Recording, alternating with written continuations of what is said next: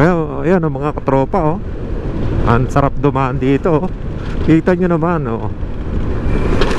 Ayan oh. Oh, diba? Ang ganda, daming puno. Tapos grassland oh. See? Oh, para kang dumaan sa, para kang nasa ibang bansa eh oh. Oh, diba? Sarap dumaan oh. Sariwa yung hangin dito oh. Wala kang mararamdaman ditong traffic eh.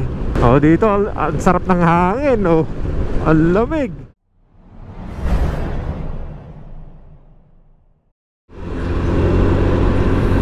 Daan tayo dito mga katropa sa bypass ng Turbina. Turbina to Bukal bypass. Minsan pag matindi yung traffic doon sa loob ng pag matindi yung traffic doon sa loob ng Calamba, dito magandang dumaan sa Turbina. Turbina Bukal bypass. Kung galing ka sa Maynila tapos papunta ka ng Los Baños, Pansol, yan, dito magandang daan.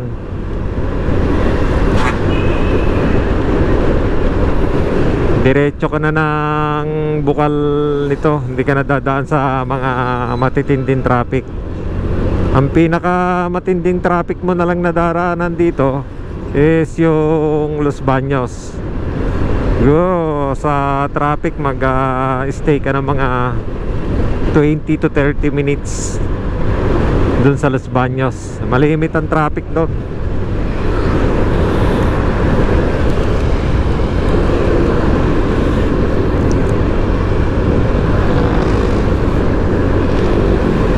Alas 10 na, alas 10 na. Nagreklamo kasi ako sa Converge, wala pa rin kaming internet. Nagkaroon ng clearing operation ang Meralco. Sa dami ng mga nakasabit na telephone wire doon, yung mga internet na hindi na gumana yung kanila, kumbaga naputol na, iniwan na lang yung mga wire doon. Kaya yung parang Spider-Man. Ayan o, yung mga yan, yung nasa gilid. Yan, yun yung mga telephone wire. Yan, parang mga ano, parang mga Spider-Man. So dito tayo dadaan sa Bukal bypass. Dito masarap dumaan dito eh, ma-presko yung hangin. Bukal bypass. Right?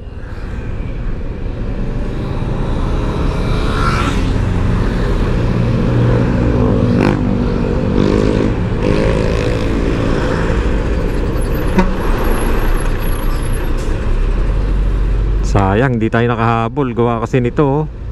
Yun, doon sa susunod makakahabol tayo. Ayan, dami kasi dito mga truck eh. Truck, bus. Kaya minsan nakakatakot din dumaan dito eh. Pero dito sa Bukal bypass wala na daan dito. Bihirang-bihira ditong pumasok yung bus tsaka truck. Makabawal sila rito siguro mga private lang dito, mga ganon, private vehicle. Yan ang malimit ko nakikita dumadaan dito. Ayan, yung mga kotse, yan, motor. Ayan, bawal pala dito. Yan yung mga ganon, no? May nakasulat, tricycle, bawal pala rito yung mga yan.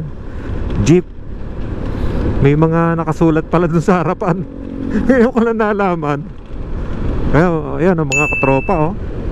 Ang sarap dumaan dito oh. Kita nyo naman oh. Yan oh.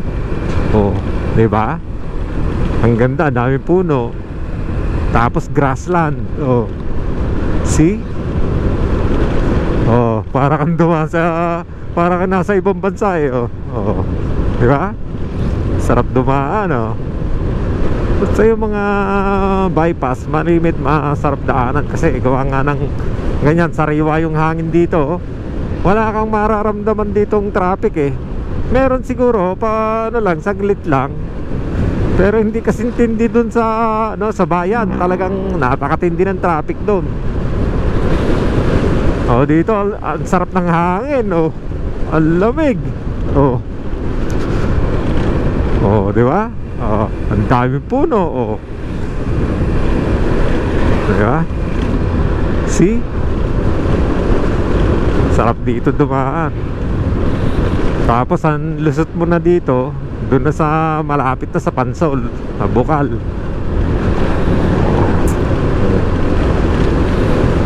Woo! Labing ng hangin. Kahit mainit yung panahon, kumbaga kahit mainit yung araw, dito malamig yung hangin. Kasi nga ang daming puno. Yung mga puno na yan kasi ang nagbibigay sa atin ng ano eh, ng oxygen at saka yung lamig ng panahon. Siguro kung bawat tao ay magtatanim ng mga puno, ay baka malabanan natin yung ano, yung climate change na yan, yung global warming. Talagang malamig sa, ito mo, wala akong jacket, oh. Malamig talaga sa pakiramdam, oh. Mahangin.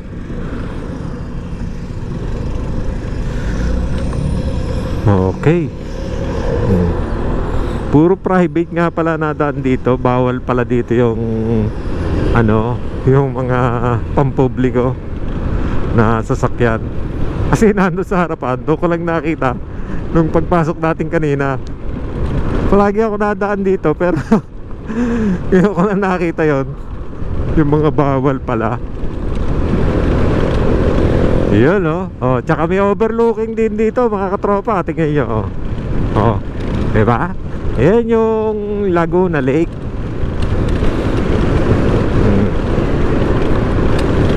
Yan, oh, oh. Naharang lang nitong ano to eh, nitong tinatayong building na to eh. Pero maganda sana yung view, oh. Ayan lang, naharang eh, oh. Wala tayong magagawa dyan. Ewan ko kung ano yan. Dito tayo sa tabi. Yan. Senyas tayo. Oh. Okay. Senyasan natin yung ito, itong kotse, sinenyasan natin. Kasi nasa tabi rin siya, mabagal din. Ayan, nga pala dito, ang daming kainan, no? Kung pag nakita nyo. Ayan. Dito sa Bukal Bypass na to, maraming pagkagabi dito, ano, puro ilaw, gawa ng ano nga, yung mga kainan dyan sa Panabe, eh marami. Yung nga lang, medyo pricey yung ibang kainan dito. Parang kumain sa restaurant. Ayan, yung mga ganyan, no? Ihaw-ihaw, yan, no? Si Mamboy. Yung sikat sa Facebook, si Mamboy, dito yan. Dito nakapwesto. De, joke lang yun. Pero Mamboy yung pangalan ng kanyang ano, kainan doon.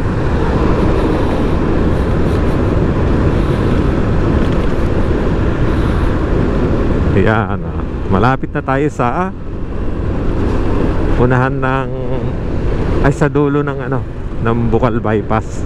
Ayan, ito overlooking ulit, oh, ng Laguna de Bay. Yan. The one of the largest lake in Calabarzon.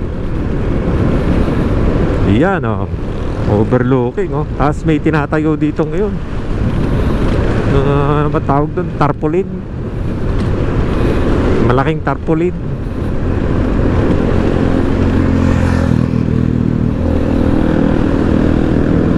Yung mga KTV bar yan, oh. Mayroon mga dito. Mayroon dito yung mga yan, yung mga kainan, oh, lechon manok, yung kapihan, oh, ayun, oh. Kulits, oh. Ang dami dito yan. Bukal Bypass.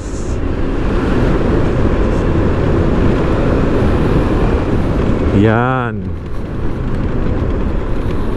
Mamayang hapon, punta naman natin yung nandun.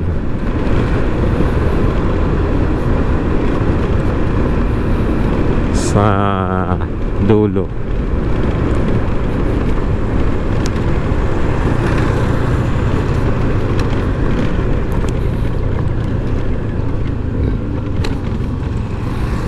Meron daw doon kainan sa dulo. May hapon pupunta ako doon. Tapos papakita ko sa inyo. Yun naman nandun ay parang mga ano lang, yung mga kainan sa tabi-tabi. Hindi siya mga class na kainan. Mga turo-turo, mga ganon. Yan, papasok dyan. So hanggang dito lang mga katropa. At maraming salamat sa panonood sa aking munting channel. Ito na yung dulo ng ng Bukal Bypass. Ito ay Bukal Highway, National Highway.